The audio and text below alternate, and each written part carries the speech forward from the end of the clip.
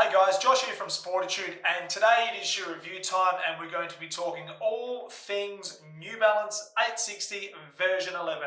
This shoe here has had quite the update from its predecessor, the version 10, and to be completely fair, the 8, 9 and 10 were all similar in a roundabout way, but with subtle variances from year to year.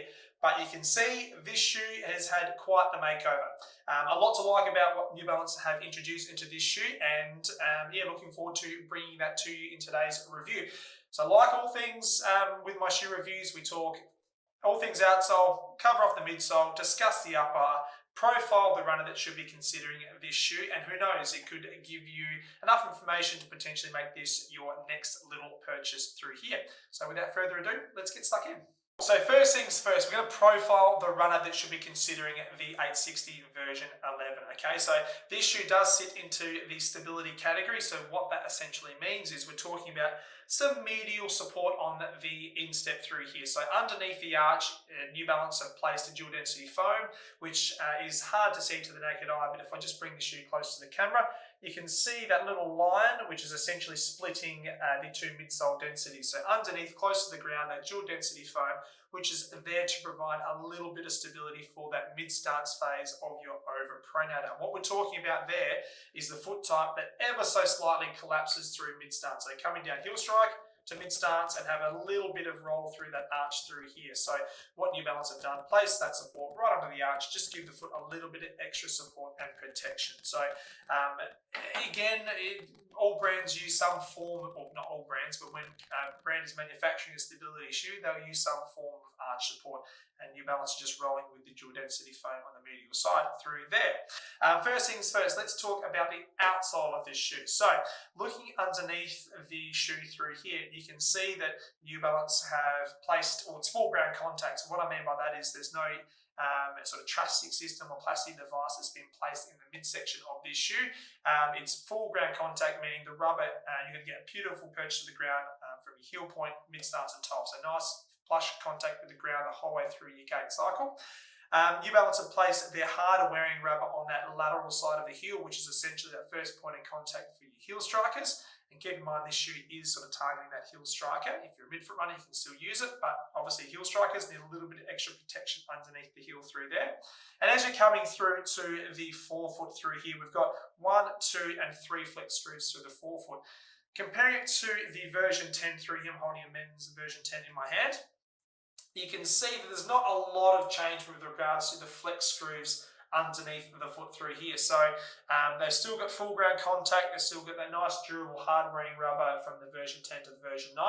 And then as you come through to the forefoot, it's more to do with how they've introduced the compound of rubber. So you're almost using sort of that hexagon slash shaping system through here versus the horizontal flex screws on the rubber through there, but still have your flexibility patterns, essentially 1 and 2.5 flex screws versus 3 flex screws on the forefoot of version 11. To be completely fair, I don't think one is more flexible than the other. That's just my personal opinion. Ran it both, tested them both, and I certainly find them to be both very stable from an outsole perspective. Most of the change in this shoe has come in the midsole. So what we have got through here is we've got a stack or a heel to toe drop of 10 mil through there. So that's, just make note of that, 10 mil for men's and women's, the same heel to toe drop.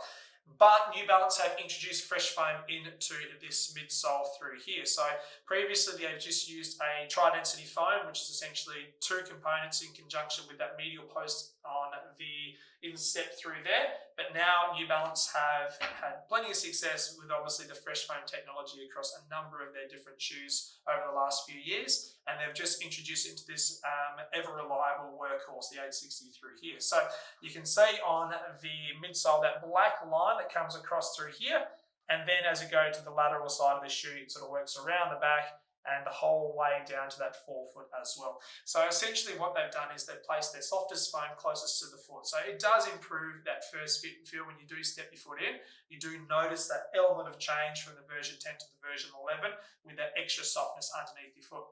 Now, if you know New Balance and you know the brand quite well, and let's just use the 880 and into maybe the 1080 for an example, the full-length fresh foam technology underneath the foot is quite soft and plush.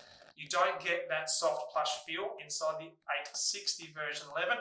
You just get an element of addition with regards to that layering of fresh foam on top of your foot. So it does improve the overall comfort, but it's not that really soft, squishy, responsive fresh foam that we kind of know with the 880 and 1080 as well. Now coming through to the upper, now there's a kind of a familiar structure from pretty much here back with the 1080. They've gone with this flared heel counter construction. So based on the success of the 1080, I suppose, and we're seeing it rolled out across the industry. A lot of brands are attempting their version of this flared collar. Probably started with Nike, Pegasus, and the Vomeros, and a few other brands have jumped onto it as well. So New Balance had plenty of success with the 1080, and then obviously rolled it over to the 860 V11 through here. Now I've got to say, I really like this design. It does provide less irritation at the back of your Achilles insertion on the base of your heel. You still have that internal heel construction through there, so you're still getting plenty of support at the base of your heel where your foot locks into that shoe. But I just like the fact that you don't have that sort of pushed lean-in setup, which is sometimes can rub and irritate the lower Achilles as well. Feedback is not all people like this design, but the vast majority of people that have stepped themselves into a flared heel counter construction for New Balance have really liked the fit and feel. You can still get your lockdown or heel lock lacing system. There is the additional eyelet at the back through here, which you can sort of introduce that heel lock to really pull in the back of that heel as well, just in case, or just in the event you need a little bit more. Coming through to the depth of this shoe. Now, the depth of this shoe in comparison to what it was last year, I've got to say, it's almost identical. I don't feel this fits deeper or wider or shallower. It is a very, very similar fit to the version 10 860. So that's a great thing. Continuity from one brand, one model to the next is really important, especially when you're changing quite a lot of the engineering features of the shoe. So the depth and the width is very, very similar. So if you've been a 2E previously, in this one, pardon me, you'll be a 2E in the new one. And same goes with the women's fits as well. The one biggest change is the engineered mesh up top. So you've got a very open, breathable engineered mesh on the version 10, which was pretty similar to the V9. Coming to the V11, what they've done is they've just added an extra layer on top of that open mesh. It's a new engineered design from New Balance through here. It almost has that Nike Flywire feel about it. I don't like to use the comparison from another brand when talking about a brand's execution, but I have to point it out. It has that sort of that really flywire feel to it.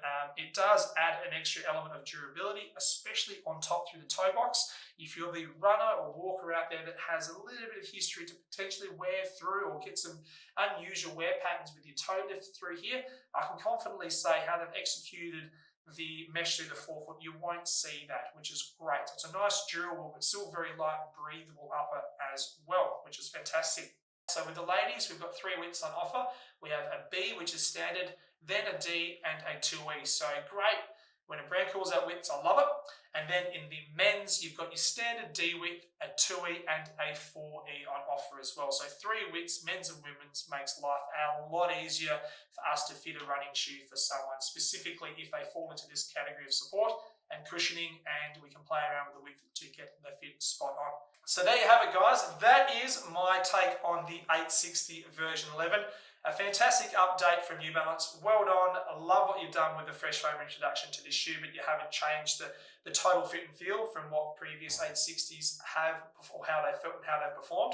I love the introduction of the flared heel counter. I think you've done a great job, New Balance. So yeah, really like what this shoe represents. Got any questions on the 860, please drop it in the comments field below. If you have any success with this shoe, if you've got it at home, you've tried it, you're running it, please let us know your thoughts as well. Always keen to hear what you, the runners out there, think of a specific shoe and design. And if you haven't subscribed to our channel, please do, guys. Hit the red button down below. We'd love to give you as much content as we possibly can in all things running shoes or running related. And until next time, stay safe, happy running, and we'll see you around the road. Take care.